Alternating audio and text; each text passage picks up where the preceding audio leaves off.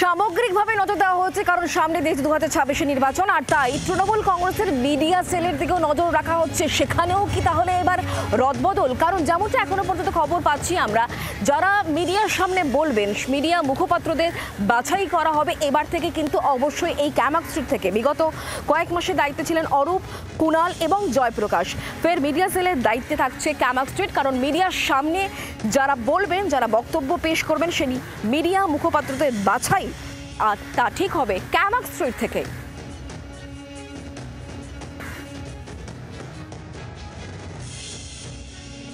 Media সংক্রান্ত যাবতীয় কিছুর তত্ত্বাবধানে ক্যামাক স্ট্রিট অফিস।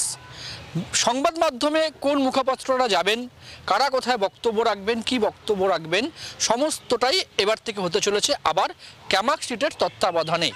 মুখ্যমন্ত্রীর নির্দেশে গত কয়েক মাস ধরে যে কাজটা করছিলেন অরূপ বিশ্বাস, কুণাল ঘোষ এবং জয়প্রকাশ মজুমদাররা, সোমবার থেকে সেই কাজটি ফের ক্যামাক স্ট্রিট অফিসে ফিরল বলে তৃণমূল কংগ্রেস জানিয়ে দিয়েছে।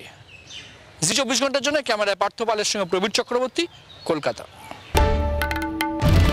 বাংলার আওয়াজ, বাঙালির আবেগ, জি 24 ঘন্টা।